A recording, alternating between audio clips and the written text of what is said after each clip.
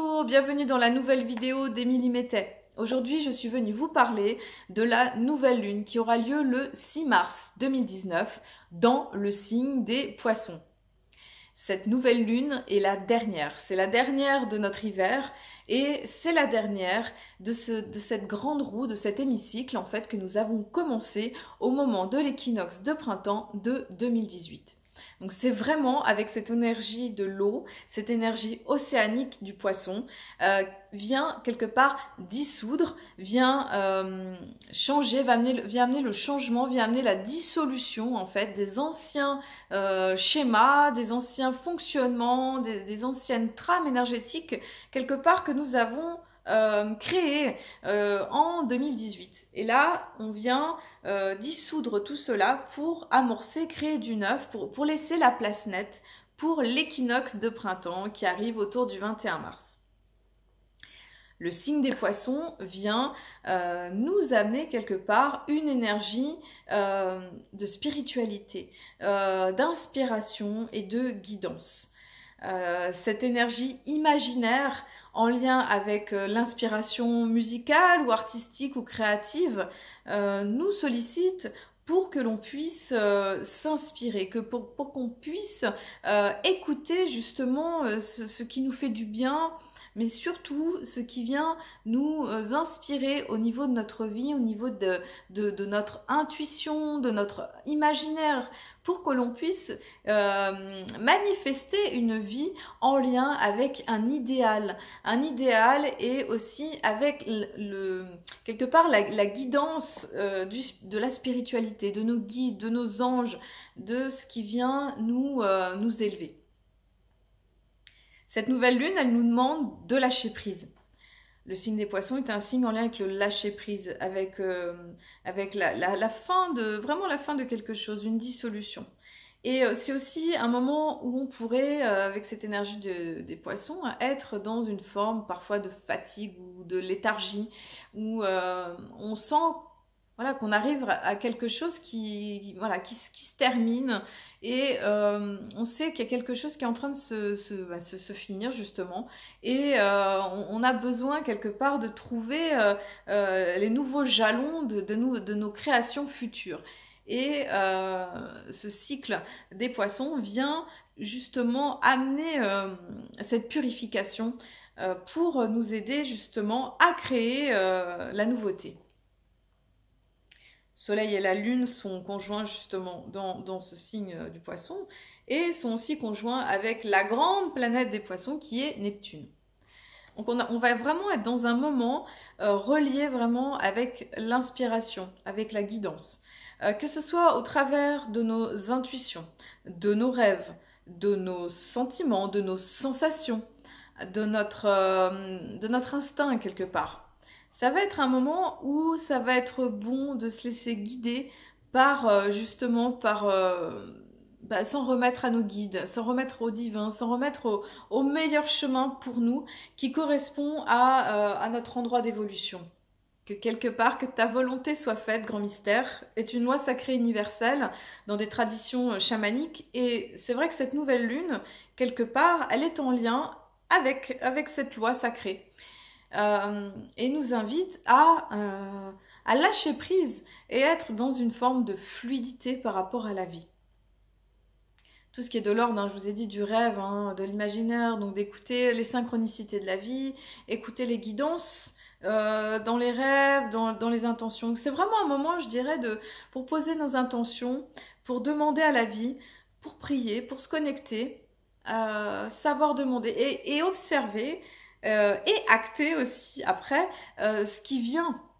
La magie sera là, j'ai envie de dire, et va nous guider quelque part vers ce qui est le mieux pour nous. Cette conjonction en Poisson, elle va être carrée, donc un aspect de dissonance, c'est-à-dire un aspect de tension qui va venir quelque part nous challenger, sera donc carré avec le Jupiter qui est en Sagittaire. Et voilà, donc ce carré va amener une forme de tension. Une tension, mais plus dans le sens il faudra prêter à ce moment-là vraiment attention à la dispersion, à à notre idéal quelque part, un idéal qui pourrait des fois être tellement haut, qui pourrait quelque part nous priver d'un contact avec la réalité, ou qui pourrait des fois nous créer du stress ou des tensions justement parce que entre notre idéal et la réalité, il pourrait y avoir des fois quelques distances, quelques distances entre ce qu'on vit et ce qu'on manifeste entre nos rêves et la réalité. Voilà, je sais pas si c'était clair ce que j'ai dit.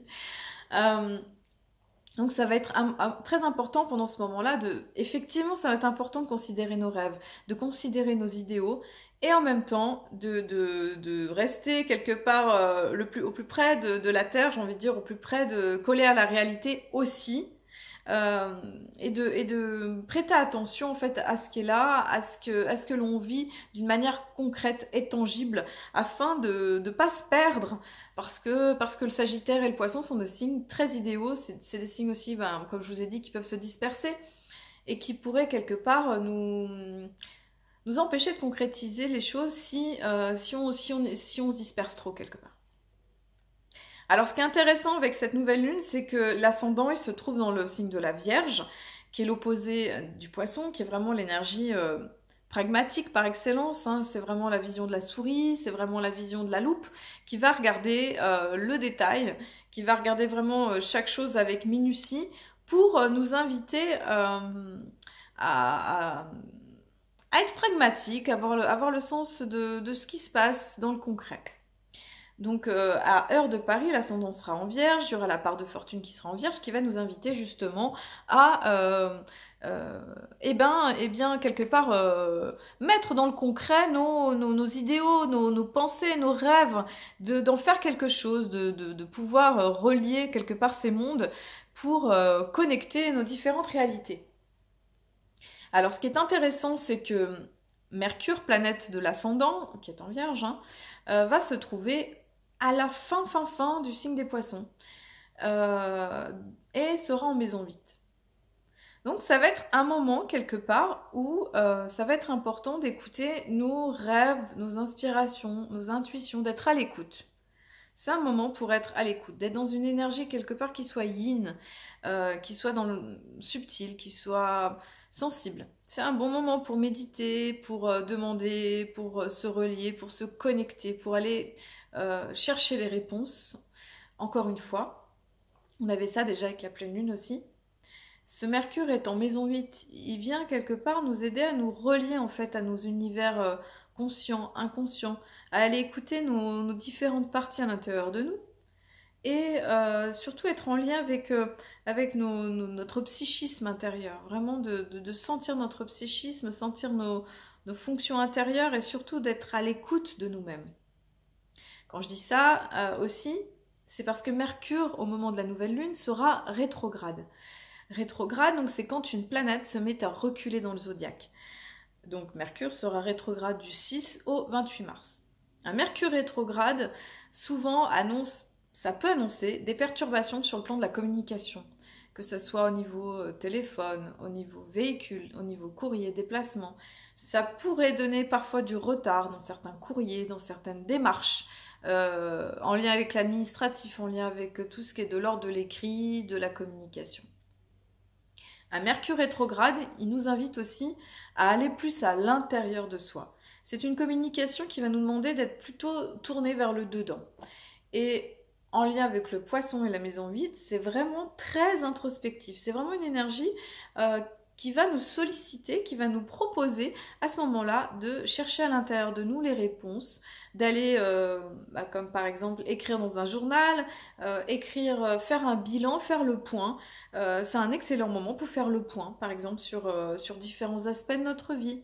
De faire tout un travail à l'écrit qui sera pas forcément qu'on va pas forcément montrer à l'extérieur dans un premier temps, mais plutôt dans une démarche d'intériorisation, de conscience de soi.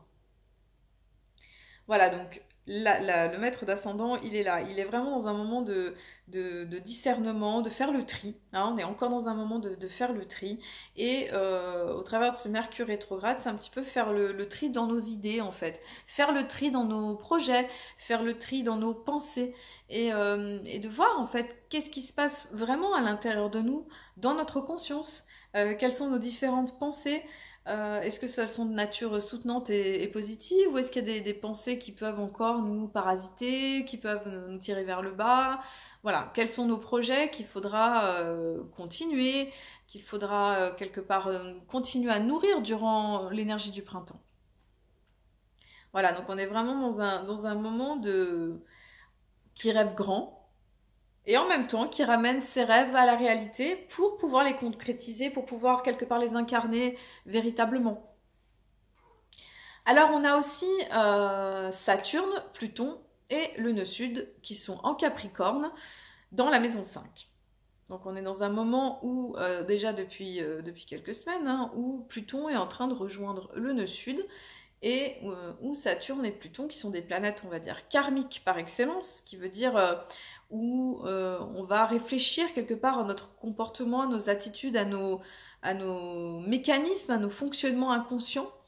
On va être vraiment, on va avoir le focus qui va être mis dessus durant cette année 2019, sur justement nos mécanismes. Et avec Pluton, Pluton c'est le dieu de l'ombre, c'est Hadès. C'est celui qui vient descendre justement dans le monde des enfers pour pouvoir changer, transformer, mais voir aussi au travers de nos ombres qu'est-ce qui nous fait peur, qu'est-ce qui nous angoisse, qu'est-ce qui peut nous culpabiliser. Et une fois qu'on apprivoise quelque part ces énergies entre guillemets obscures, ces énergies reliées au scorpion, une fois qu'on canalise ça, surtout qu'on les met en lumière, qu'on les accepte en fait, qu'on prend le temps de les intégrer en fait, d'intégrer nos ombres, quelque chose se passe de l'ordre de la transformation. Et quelque chose qui peut se transmuter et être dans l'unité. Et quelque part, ce passage avec Pluton relié au nœud sud vient nous inviter à descendre dans nos caves intérieures, dans nos enfers intérieurs, dans notre monde encore où il peut y avoir des ombres, que ce soit des peurs, culpabilité, tristesse, colère, enfin voilà, toutes ces choses-là en fait, tous ces interdits, d'aller voir en fait tout ça, d'aller les rencontrer, d'aller se rencontrer, même dans les facettes qui font pas plaisir, qu'on n'aime pas montrer, qui sont pas belles entre guillemets, et qui pourtant ont une grande beauté dans le fait justement de les aimer et de les accepter, de s'intégrer justement dans notre entièreté en fait. Va être quelque part un point focal pour ces 6 premiers mois de 2019, et en tout cas dans ce moment-là. Donc là, on va être donc dans ce Pluton qui va être en maison 5, donc qui va beaucoup travailler sur nos aspects personnels, peut-être reliés avec l'ego, reliés avec notre personnalité aussi, reliés avec tout notre système affectif en fait, avec notre créativité. Donc on va être dans un moment où on va relier tout ça, on va prendre conscience en fait de ces différents aspects aussi, de ce qui peut bloquer à ces endroits-là. Le nœud nord en fait qui se trouve en opposition en Cancer et en maison 11 nous sollicite pour être dans énergie d'eau encore, notre sensibilité, dans notre part de rêve, notre part enfant intérieur, dans notre écoute subtile. Et là la lune sera en Poisson et en maison 7, heure de Paris, et va nous solliciter pour qu'on puisse être dans notre réceptivité. Réceptivité, sensibilité, guidance intérieure, connexion avec le divin, connexion avec nos guides. Il va y avoir quelque part un passage en fait qui nous est demandé pour pouvoir être en reliance personnelle avec la vie, pour qu'on puisse trouver et solliciter nos propres réponses à l'intérieur de nous, connectés à notre propre source, connectés à la source, connectés en fait à notre autonomie, autonomie divine, pour vous dire, connecté avec notre corps, connecté en fait avec notre cœur et connecté avec notre spiritualité. Qu'on puisse être quelque part tous des êtres de reliance en fait, reliance avec nos racines, avec notre cœur et avec nos branches qui s'élèvent vers le ciel quelque part, comme un arbre géant. Cette nouvelle lune nous sollicite à cet endroit et nous sollicite aussi avec la maison 11 avec nos projets, une invitation à aller dans nos projets personnels, dans les relations aussi avec les autres, pour qu'on puisse amener toutes ces qualités dans le monde. Uranus, planète maîtresse justement du nœud nord en maison 11, va se trouver dans la maison 9. Donc il y a un besoin quelque part d'aller explorer, d'aller de concrétiser, hein, parce qu'Uranus se trouvera là en taureau, de concrétiser nos visions, notre philosophie de vie. Ça va être le moment d'amener un grand changement par rapport à notre façon de vivre notre vie sur Terre. Alors, grand point qui est important aussi à vous signifier, c'est qu'Uranus, le 7 mars, passe dans le taureau pour 7 ans. Il avait fait déjà son passage de mai à novembre 2018 et nous avait donné les avant-goûts d'un grand changement relié au fait que Uranus, c'est une planète qui est lente et qui met 7 ans à traverser un signe. Et là, dans le signe du taureau, il y a vraiment cette idée que en fait on va trouver des idées par rapport en fait à tout ce qui est de l'ordre du climat, par rapport à la nature, par rapport à la vie sur Terre, par rapport à la vie dans la matière, l'incarnation, l'argent en fait. Tout ce qui constitue le taureau, c'est vraiment un signe de possession, de matérialité, de jouissance dans la matière. Uranus, qui est une planète d'innovation, de changement et de révolution, va nous solliciter pour qu'on puisse changer notre façon de vivre sur Terre. Vraiment. Alors, c'est vrai que c'est aussi un moment où les mouvements écologiques ont pris beaucoup d'ampleur en fait en 2018. Parce que il y a cette conscience qu'il y a une urgence quelque part à vraiment changer les choses pour notre survie sur la planète. Et c'est vrai que c'est très important d'en prendre conscience et puis d'acter des façons de changer, de vivre notre quotidien. Et Uranus en taureau vient nous faire apprendre, nous aider à changer les choses justement dans cette vie, dans la matérialité, hein, en lien avec la nourriture aussi. Changer des habitudes alimentaires, peut-être s'alimenter d'une façon qui soit peut-être plus saine, avec ce nœud nord aussi qui est en cancer, on va tourner vers d'autres habitudes quelque part qui vont prendre soin de solliciter nos besoins authentiques et naturels en lien avec aussi une bonne santé, en lien avec le fait d'avoir une alimentation qui soit saine et qui nous nourrisse véritablement, qui nous fasse du bien. Donc je dirais qu'il y a toute une remise en question qui arrive avec Uranus en taureau et qui s'installe là vraiment à partir de cette nouvelle lune. Hein. Donc on est vraiment dans une nouvelle lune qui amorce quelque part ce changement de cycle pour les 7 prochaines années. Hein. Et qui vient nous solliciter pour amener justement tous ces changements dans ces habitudes de vie, que ce soit écologique, que ce soit dans le choix de nos produits, le choix de fabriquer nos produits pour laver le linge, pour ce que l'on va manger, attention avec nos déchets, enfin vraiment toutes ces manières de vivre, tous ces exemples concrets, tous ces mouvements qui existent aussi par rapport les marches pour le climat, toutes ces grèves en lien avec les enfants qui font grève, en lien, je pense à Greta Thunberg, au Danemark, enfin voilà, toutes ces mouvances en fait qui ont pris vraiment de l'ampleur en 2018. Et ça va être vraiment le moment d'amener ces philosophies dans le concret, dans le quotidien. Uranus en taureau, donc il vient amener justement tous ces changements-là. Et comme on a aussi Pluton en Capricorne au nœud sud, on est, comme ce sont deux signes de terre, hein, deux signes qui apprécient le changement, mais qui s'actent vraiment dans la matière, dans la concrétisation, on est vraiment dans un temps où on va expérimenter quand même de gros changements dans nos habitudes de vie. Hein. Personnellement, hein, c'est vraiment à des niveaux, je dirais, profonds, des niveaux tangibles, des niveaux très très concrets. Voilà, donc on est vraiment dans un moment de bascule comme ça. Uranus sera à ce moment-là de la nouvelle lune trigone avec Jupiter et va nous inviter à solliciter ces changements pour une plus grande expansion, pour une plus grande ouverture. Il y a comme un vent de nouveauté qui va arriver pour qu'on puisse ancrer justement ces changements, qu'on puisse les déployer en fait pour qu'il y ait quelque chose qui prenne une portée en fait beaucoup plus grande en fait. Uranus aussi va être en carré avec Vénus aussi. Et Saturne et Pluton. Donc on est vraiment dans un moment qui invite à des gros changements, en fait, à des gros changements personnels et de voir quelque part ce qui ne fonctionne pas et de savoir remettre en question les choses, nos habitudes, nos conditionnements, nos fonctionnements, nos croyances, pour qu'on puisse eh bien, créer cette nouveauté, créer cette vie qui nous inspire et qui est en lien avec nos vraies valeurs. Vénus est rentrée depuis peu dans le signe du Verseau, depuis quelques jours, et Vénus dans le signe du Verseau sera carré aussi avec Uranus. Donc Vénus carré avec Uranus, on est vraiment au cœur d'un moment de changement dans nos relations, qui nous invite quelque part à nous émanciper, à leurs relations affectives, hein, pas que affectives, familiales. On est vraiment dans un moment de repositionnement où on pourrait pas s'encrouter dans des routines et au contraire où ça sera important d'aller avec le changement que nous propose la vie, même si c'est pas toujours évident et confortable. Quelque part, c'est ce qui va nous être demandé.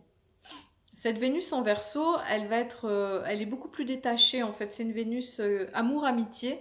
Qui est très en lien avec aussi une forme d'idéal, hein, idéal communautaire, idéal humanitaire, en lien avec quelque chose de relationnel, entre guillemets supérieur, solidaire, coopératif. Donc ça va être le moment quelque part de regarder si on vit vraiment ces valeurs, si on habite pleinement voilà, cette dimension humaine à un niveau supérieur.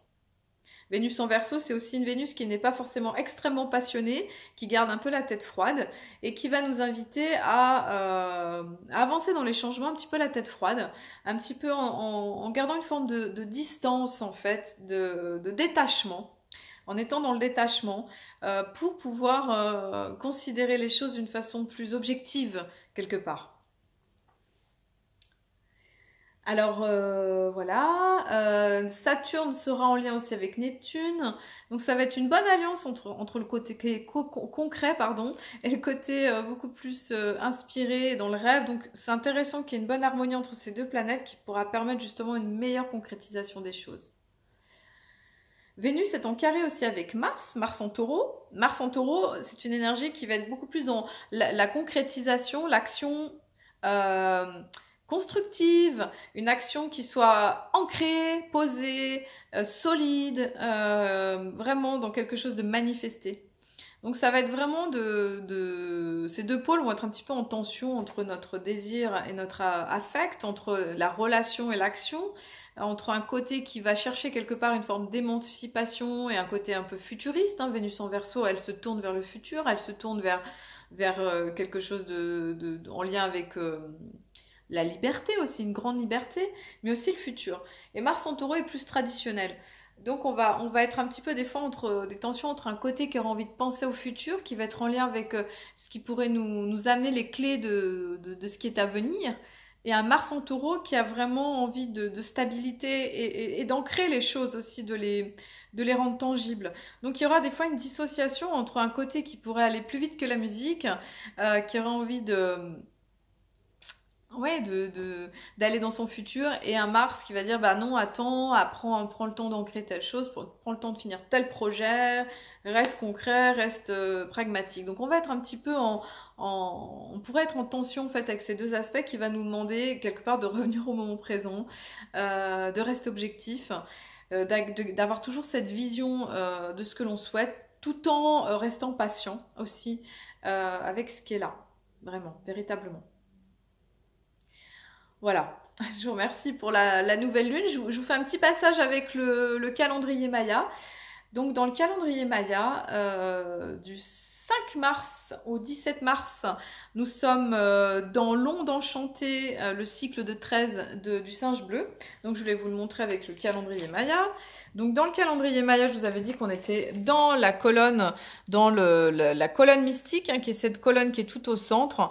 Et là, nous expérimentons justement celle qui est tout au milieu, qui est en connexion complètement avec le divin à partir du 5 mars. Donc on est vraiment dans cette Colonne hein, qui nous connecte au centre de notre être, qui nous permet de nous aligner avec la vie et de voir quelque part ce que la vie nous propose et nous invite à faire. Quand on est vraiment dans ce centre-là, autour du 4-5 mars. Et puis cette suite de colonnes va nous aider justement à voir comment on est aligné avec les propositions de la vie, les propositions du destin, pour amener justement, pour amener encore cette loi sacrée de que ta volonté soit faite grand mystère, c'est-à-dire d'apprendre, même si c'est important d'avoir notre volonté et nos intentions, des fois aussi de se laisser guider par la vie, un petit peu comme le toboggan ou la rivière, hein, de se laisser couler par la rivière, ou d'aller dans le sens du courant plutôt que de se débattre et risquer de se noyer, de plutôt aller dans le sens de ce que la vie nous propose. Voilà. Dans l'onde du singe bleu, on est vraiment dans un moment. Donc le singe, c'est un signe qui vient nous inviter à casser les schémas, casser les systèmes, à être dans la magie de la vie, la connexion avec notre enfant intérieur et de rire un peu des anciens systèmes. Donc c'est aussi voir, c'est voir quelque part nos imperfections et savoir aussi s'en amuser, pouvoir dédramatiser en fait tous nos endroits où on se prend au sérieux, on croit qu'on a toujours raison, on se connecte au drame en fait. Voilà. Et le singe en fait il vient un peu bousculer ça, cet animal qui est agile, qui est drôle, qui est malin, pour nous inviter à dire ok, c'est pas si grave en fait, et de savoir rire des situations, amener de la légèreté en fait, voilà, amener beaucoup de légèreté parce qu'on se prend quand même pas mal au sérieux les humains quand même, et puis c'est vrai qu'avec ces dispositions énergétiques avec Pluton au-dessus, tout ça, bah, des fois ça pourrait être un petit peu lourd des fois dans les guérisons, les prises de conscience ou dans les changements, et des fois ça pourrait, bah voilà, le singe il peut nous amener un petit peu de s'aérer et de savoir rire en fait de nos casse-têtes intérieures en fait, voilà. On est dans cette colonne mystique jusqu'au 14 mars, hein, vraiment c'est cet alignement, je vous ai dit, par rapport à la vie, et là on va vérifier justement où on en est par rapport à ça, par rapport à nos intentions, par rapport à ce que la vie vient nous montrer tout simplement, et puis d'être voilà, d'être réceptif à ça. On finit aussi la lune 8, la lune galactique, qui est en lien avec notre intégrité. C'est la lune qui est en lien avec le faucon. Cette lune, elle nous dit, ben, est-ce que quelque part tu vis tes rêves ou alors voilà, tu vis pas tes rêves quoi. Enfin, qu'est-ce que tu crois? Est-ce que tu vis ce que tu crois? Donc on est en lien avec ce que je vous ai dit au début de la vidéo, de voir justement entre notre idéal plus et ce qu'on vit. Est-ce qu'il y a un décalage? Qu'est-ce qui est à changer? Qu'est-ce qui est à remodifier? Puis comment on accepte? Comment des fois on peut être dans la résilience en fait de ce qui est là, l'acceptation de ce qui est là, au mieux pour être au plus intègre et aussi en observant notre milieu, en observant les gens qui sont autour de nous, comme le faucon, de pouvoir regarder ce que l'univers, ce que la vie en fait nous montre. Voilà. Ensuite, nous allons passer du 7 mars jusqu'au 4 avril dans la lune solaire du Jaguar. Donc c'est la lune numéro 9. C'est celle en fait qui vient nous inviter à avoir une intention en fait de cibler, d'avoir un focus. Comme une flèche qu'on va décocher comme ça et qu'on va envoyer dans l'univers, c'est se dire ok, qu'est-ce que je veux pour la suite, quelle est mon intention, même si quelque part on doit s'en remettre à la vie. Et bien en plus là ça correspond quasiment avec cette nouvelle lune, avec Uranus qui arrive dans le taureau, hein, qui retourne dans le taureau. Ce moment de se dire ok, c'est quoi mon focus, c'est quoi mon intention par rapport à ce temps qui arrive, hein, ce temps qui est en train d'émerger, et comment je peux mettre une intention claire par rapport à ce que je veux.